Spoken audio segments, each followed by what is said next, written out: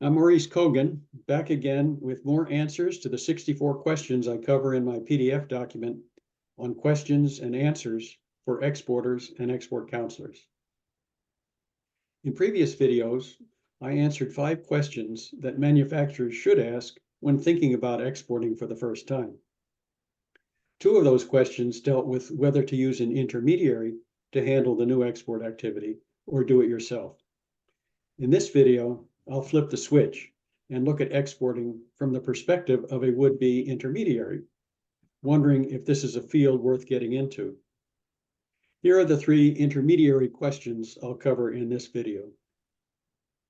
First, do I need any special permits or approvals to start as an export intermediary? 2, what does an export intermediary do for its manufacturer clients? And 3, how can I find clients as an export intermediary?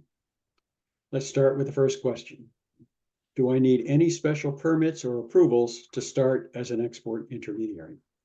No, you don't need any special permits or approvals just to start as an export intermediary, whether as a one-person or a multi-person operation.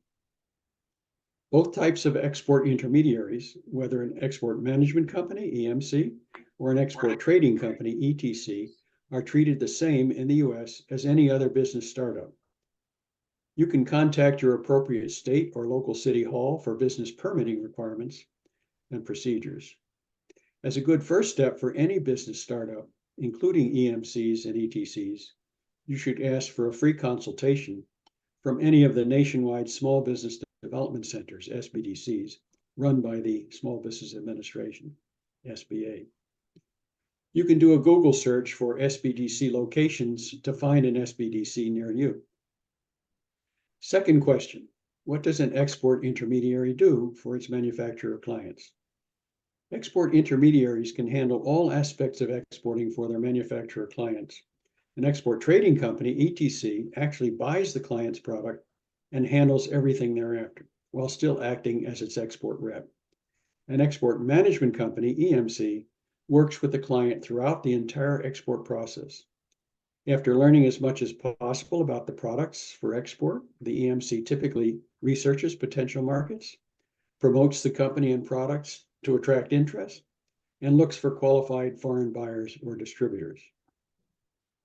If a match is found, the EMC negotiates the price, payment, and delivery terms, notifies the client to prepare the goods for delivery, and works with a freight forwarder to handle the regulatory and shipping documents and book the cargo.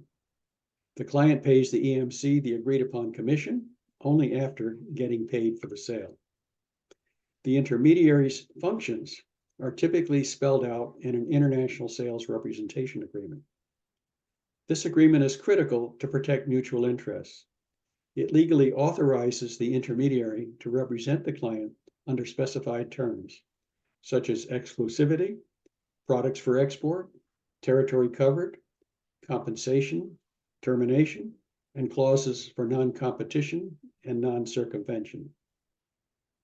The non-circumvention clause is especially important as it legally protects against attempts by the seller and buyer to bypass the intermediary once they know each other's names.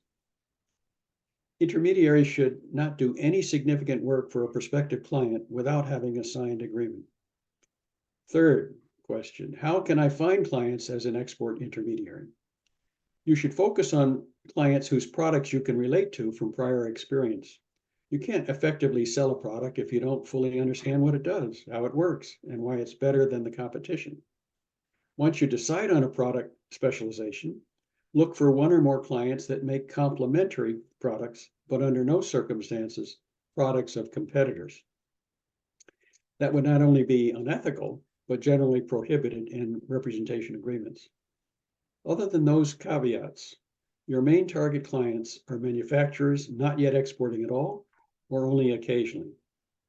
Now, at first blush, that's a huge audience, as over 75% of US manufacturers fall into those 2 categories.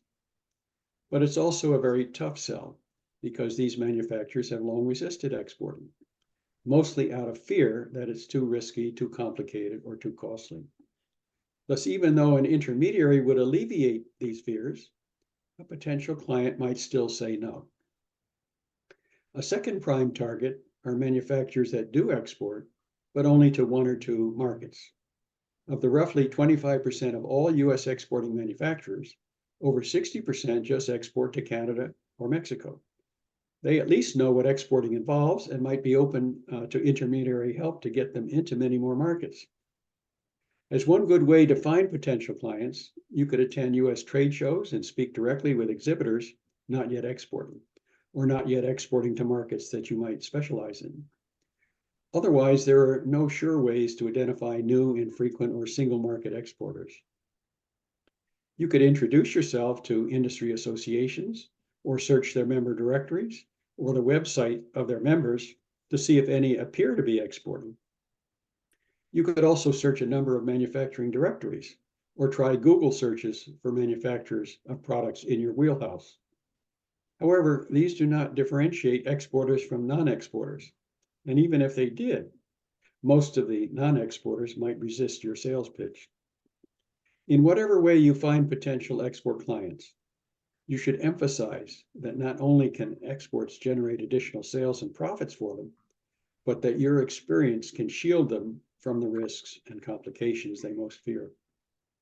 Well, that's it for intermediaries. In the next videos, I'll get more into the mechanics of exporting, starting with trade terms and commodity classification systems used in international trade, including Incoterms and Schedule B and harmonized codes. Thanks for listening.